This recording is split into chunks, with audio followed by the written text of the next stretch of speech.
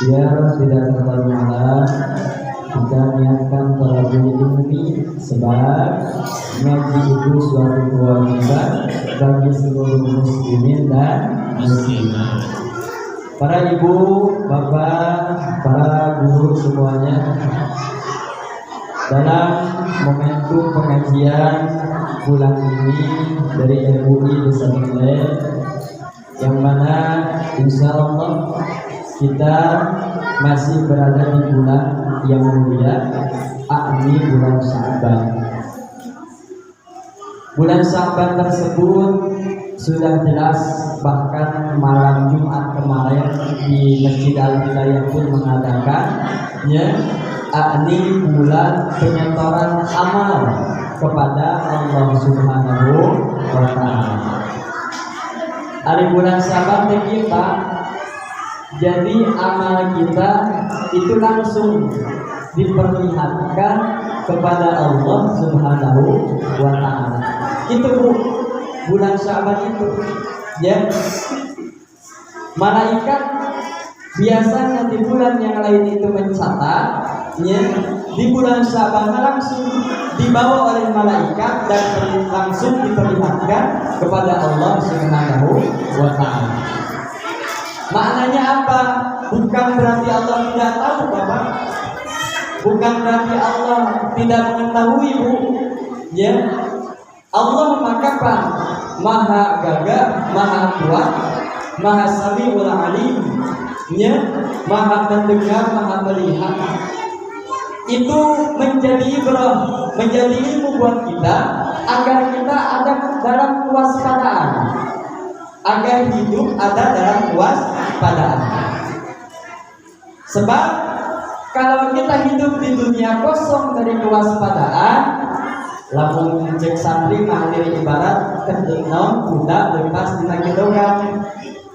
Kita hidup seenaknya, yang wajib ditinggalkan, yang haram dilaksanakan.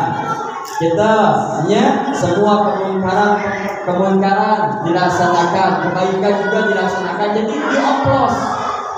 dioplos. Kenapa seperti itu? Karena didasari tidak dengan kewaspadaan. Nah, ketahui oleh kita semua bahwa basornya Allah sama basornya Allah itu meliputi setiap gerak kita, meliputi setiap langkah kita, meliputi setiap waktu kita. Itu pasti ada sama basornya Allah Subhanahu wa Ta'ala. Iya, Bu, gampang aman. Kita di BMA mengadakan perlombaan. Contoh lomba pidato, contoh lomba adan, contoh lomba busana. dirapatkanlah oleh panitia. Dalam waktunya peserta ada 1, 2 dan seterusnya. Sudah persiapan. Maka ketahuilah, ketika terjadi lomba tersebut, para peserta dari jalannya ditata. Betul. Dari memegang mic-nya ditata. Dari intonasinya juga ditata. Dari pakaiannya juga ditata. Bahkan kalau lomba nari, ibu-ibu memilu-iluh di tukang. Ya, memberitahu kabudak nate gerakan nate gitu tinggi. Masya Allah. Kenapa peserta seperti itu? Guys, kurang jawaban nek. Sebab peserta tersebut mengetahui bahwa ada juri yang melihat. Betul? Peserta tersebut langkahnya dengan hati-hati, intonasinya dengan hati-hati. Bahkan latihannya 1 bulan, Masya Allah. Ya, 1 bulan latihan terus. Dengan output atau keinginan hasil menjadi seorang juara. Kenapa ketika di panggung gerakannya dijaga, bentuknya dijaga, apapun dijaga? Kenapa? Sebab peserta tersebut sadar, waspada, dia sedang dilihat oleh juri. Coba Pak, kita sudah sadar apa belum dilihat oleh Allah? Kita sudah cek Sunda namanya, iya orang bisa ngencan. Ngencan. So kece, bari tuang, ya, bari makan. Main tetekan ini, santai. Allahumma sholli wa sallim wa barik. Ini kita udah. Dan kewajiban merasakan dilihat oleh Allah bukan berlaku untuk ajian saja, bukan berlaku untuk ustaz saja, tapi siapapun makhluk Allah yang diberikan akal dan hati, bila khusus agamanya Islam, ia wajib merasa waspada dan sadar dirinya setiap putaran waktu dilihat oleh Allah Subhanahu. Coba Pak, hadirkan hati orang. Ya, kalau Allah sudah ada di hati kita, sebelumnya mohon maaf, ini bukan ilmu tinggi. Ya, cecuna budak morak ini cuma menceritakan Allah. Ku akhirnya dijawab, emang orang balik ke mana Pak? Lamun lain ke Allah. Betul. Kalau tidak menceritakan Allah, emang kita mau pulang kemana? Ke Ancol. Ya, mereka lupa baliknya kita pasti akan balik kepada Allah Subhanahu. Inna lillahi wa inna ilaihi. Tamakna itu bukan sebatas ayat modal, mau, ya, kasar dari, bukan sebatas ada yang meninggal, Bapak. Saur sepuh baheula mah cenah hartina teh kieu, asal di Allah mulang ka Allah. Itu Pak, ieu urang geus sadar can. Ya, sok coba ingat-ingat perilaku kita ke belakang, Masya Allah. Ya, kita diberangkatkan dari rumah ke pengajian saat ini. Yang lisan saya hakikatnya Allah yang menggerakkan, dan hakikat yang sejatinya Allah mengingatkan kepada saya, umumnya jemaah yang hadir, bahwa Allah melihat kepada kita. Kalau itu terus ada dalam hati, mulai waspada. Ada yang digawe dosa, takut dilihat oleh Allah. Bapak-bapak yang gelis, temboklah. Kalau ada perempuan lagi dilihat jangan Pak, dilihat. Masya Allah. Ya, kita punya istri, Masya Allah. Di jalan ada yang lebih cakep, tapi ingat Allah Maha melihat. Terjadi tak? Ibu-ibu arek ngadap ka salaki aja, ingat ke Allah mah jadi, takut kepada Allah mah gak bakal jadi. Nah maka tanamkanlah dalam hati kita bahwa Allah setiap saat, setiap waktu itu melihat kepada kita. Allah terus mengikuti kita. Allah terus mengurus daripada diri kita. Lah kita perbandingan.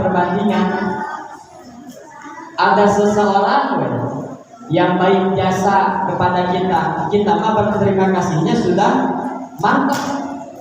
Maksudnya ada keinginan untuk mengembalikan kealisannya. Ada orang yang jasanya bagus kepada kita, dan kita pun terkadang ingin membalas kebaikan orang tersebut. Betul tidak? Allah yang memberikan rezeki kepada kita, Allah yang memberikan sehat kepada kita, bahkan Allah yang menggerakkan saat ini kepada kita.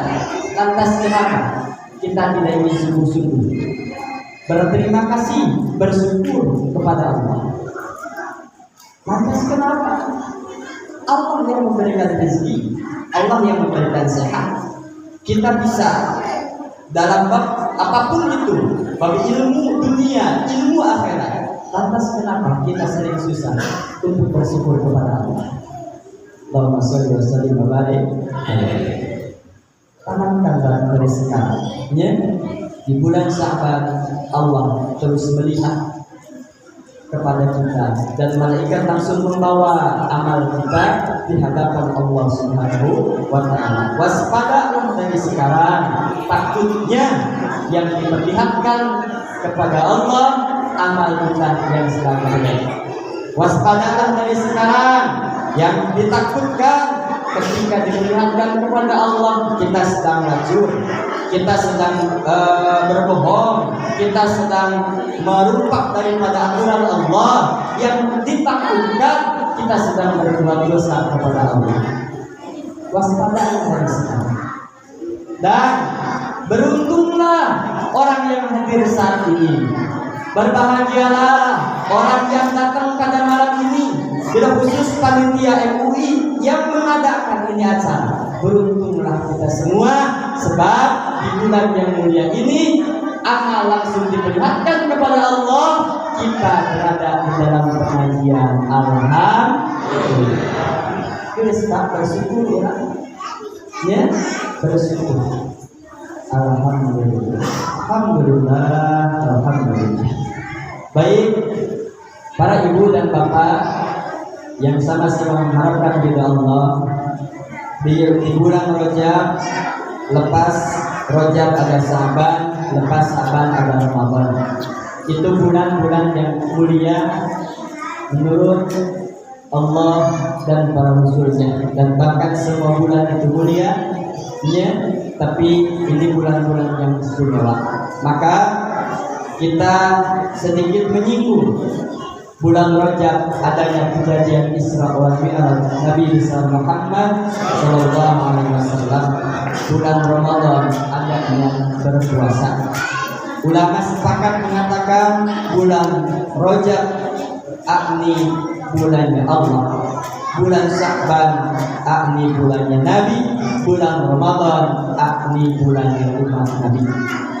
Ulama lain juga mengatakan bahwa Rajab bulan tempat memelak, tempat nyimpen benih, tempat nyimpen biji. Sya'ban tempat menyebor. Selepas kita tanamkan benih tersebut, datang Sya'ban, rawatlah benih tersebut, siramlah benih tersebut sehingga tumbuh menjadi indah, tumbuh menjadi kuat, tumbuh menjadi besar. Datanglah bulan Ramadan, maka kita akan panen. Maka sungguh rugi orang yang bulan Rajabnya tidak mau menanam, bulan Sya'bannya tidak mau menyebor, Ramadan tidak mendapat apa-apa. Naudzubillah. Tapi kita menerima, alhamdulillah, para guru-guru mengajarkan kepada kita dalam pengajiannya terus mengingatkan kepada kita. Mudah-mudahan Ramadan kita mendapatkan panen yang unggul dalam bab pahala, dan kita diselamatkan dari bahaya. Amin ya rabbal alamin. Mungkin dua ilmu saja yang kita kaji pada malam ini. ilmu sholat dan ilmu puasa. Mungkin sebelumnya sudah oleh para guru, maafnya bukan saya lancang, tapi yuk bersama saling mengingatkan dan Ramadan atau puasa.